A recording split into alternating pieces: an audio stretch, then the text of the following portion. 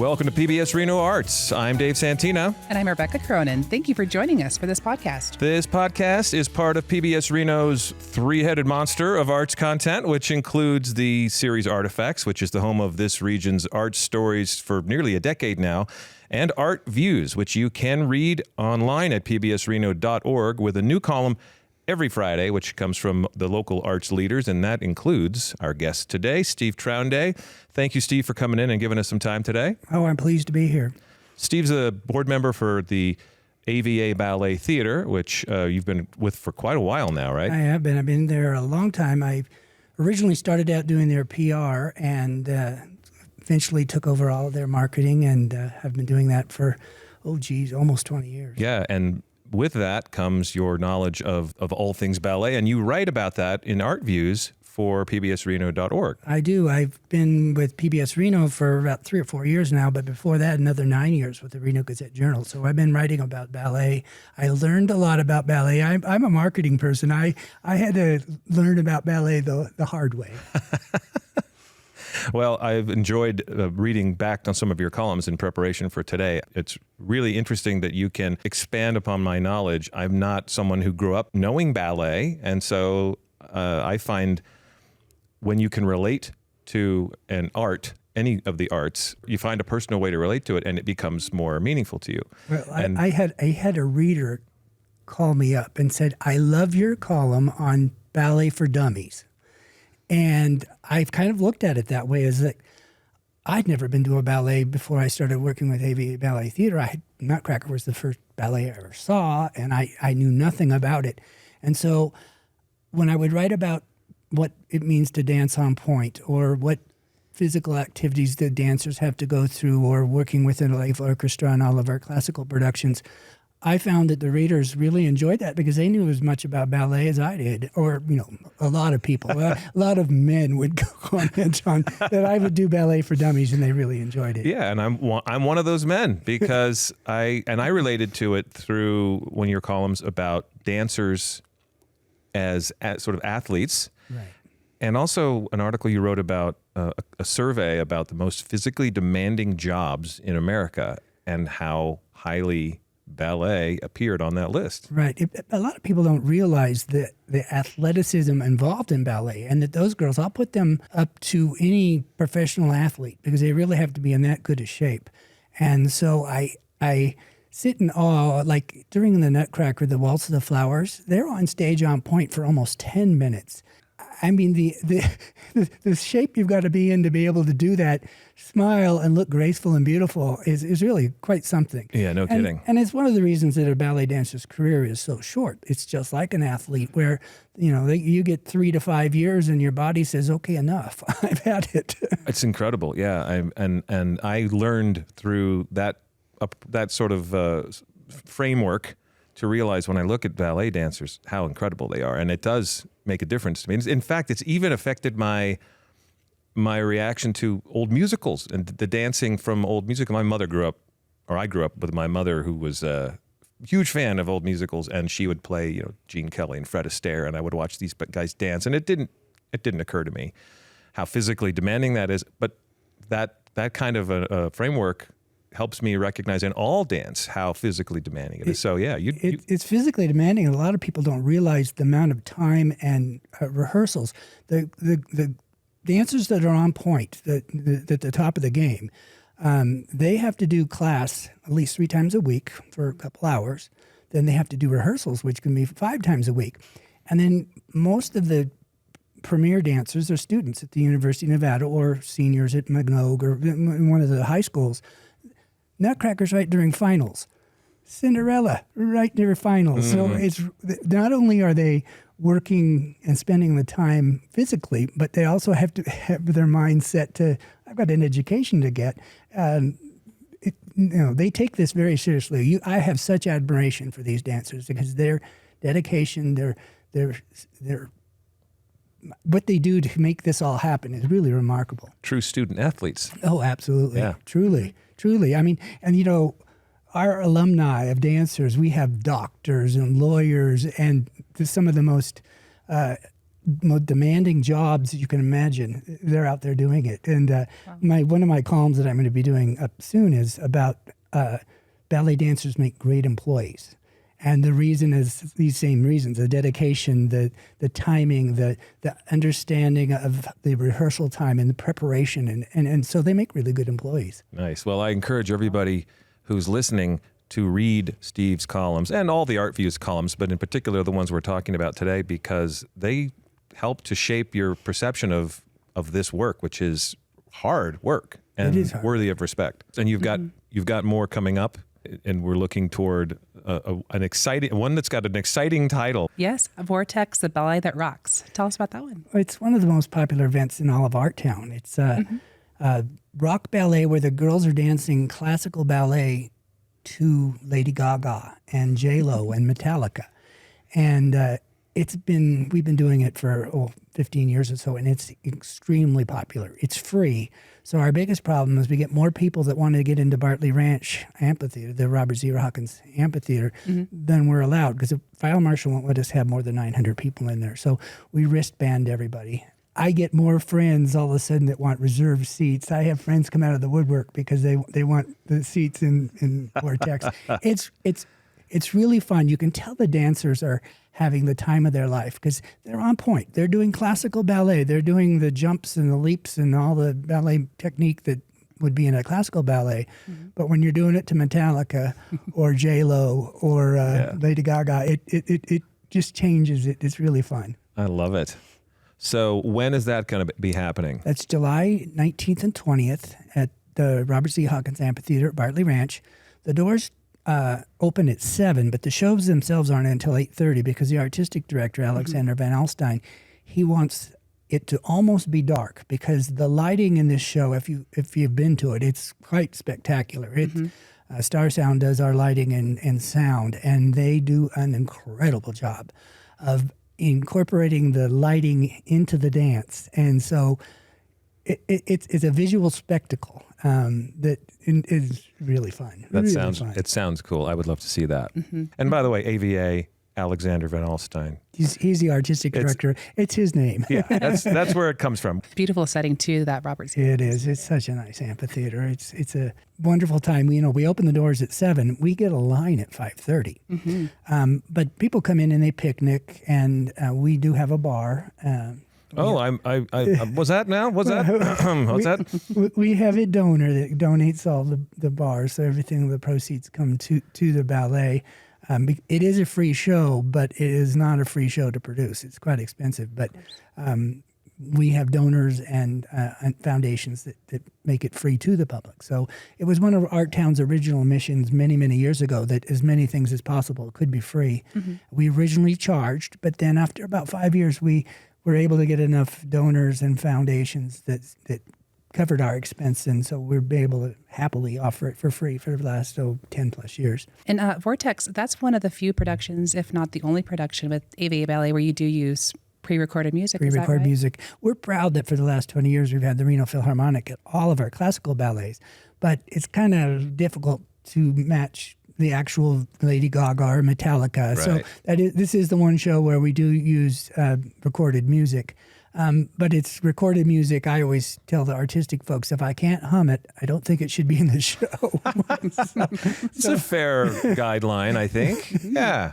It's fun, and they change it every year. It's not, we have some that we do repeat because they're so popular. We have a cowboy number that we took it out one year and everybody went crazy. Why put the cowboy number back in? We need it. And okay. They've changed the cowboy music before because they have a kind of a disco version of a Brokeback Mountain song, and then they switched it over to a Lil Nas version of the same song, but the original that they'd been using prior was more popular, and everybody says, hey, we want that back. So okay. there are some shows we repeat, but the artistic director, every year, he tries to find something so that every year when you come to the show, it's something a little bit different. Nice. So it's an annual tradition, but it's not exactly the same every year.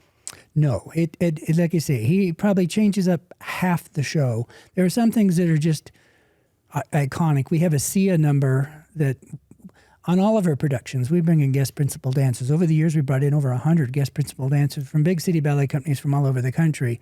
In Cinderella, we had dancers from Milwaukee Ballet, from Kansas City Ballet, and from Ballet West.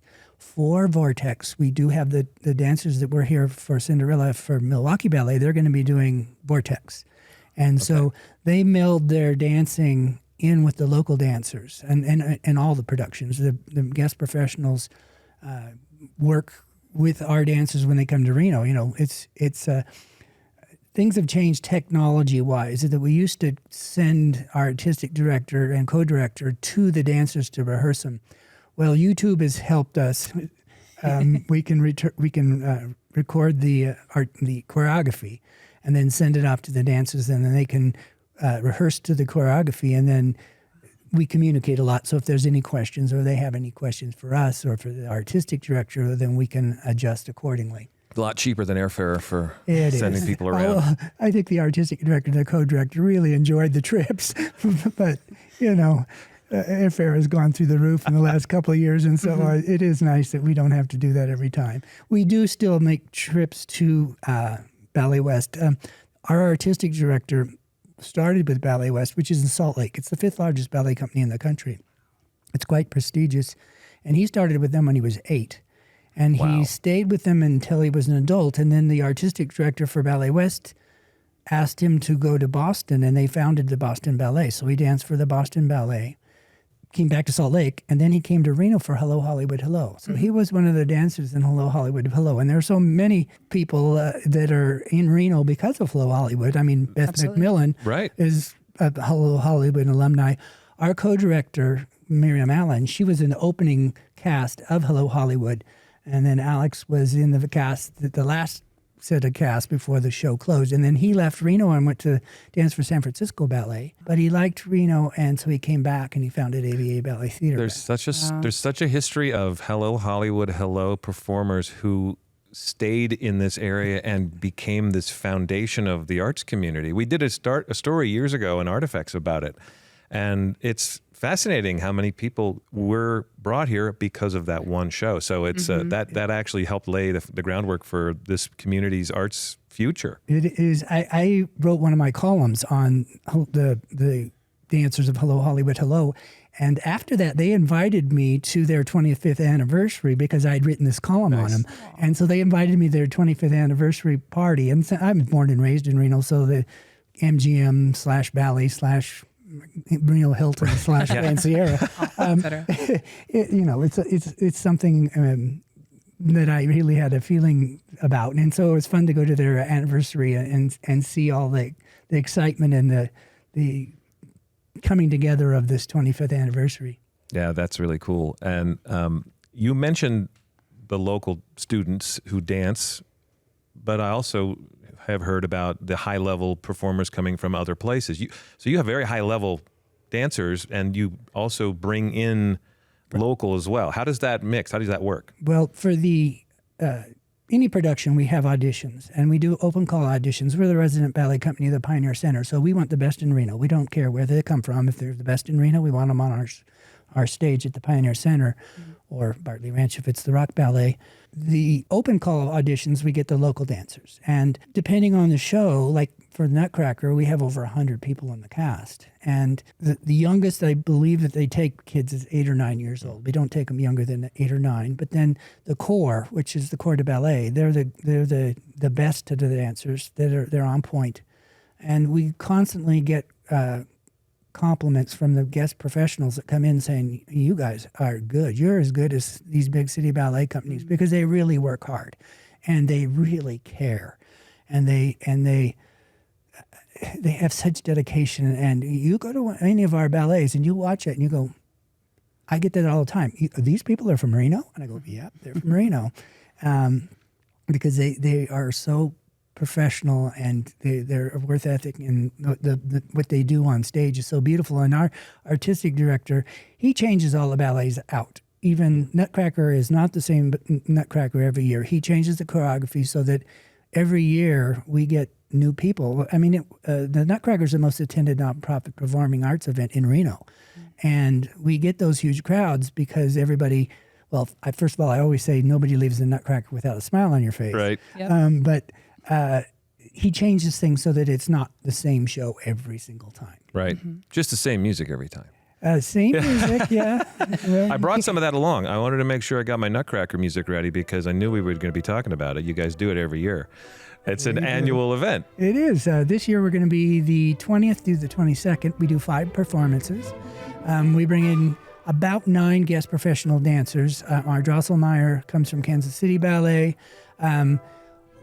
We hope... We have an alumni from a.v.a. Ballet Theater that his name's David Huffmeyer. He started with a.v.a. Ballet Theater when he was like 7. He is now one of the premier soloists at Ballet West in Utah. Beautiful. And we've been able to get him back, it's incredible. This guy is an unbelievable dancer. We're hoping that we're getting him back this year. One of the most difficult things for us is to schedule our professional dancers with our schedules and their schedules. Yeah, right. That makes sense. The artistic directors of these other city ballets, they don't always like to let their dancers go, and it's quite the challenge that we have. We scour the country.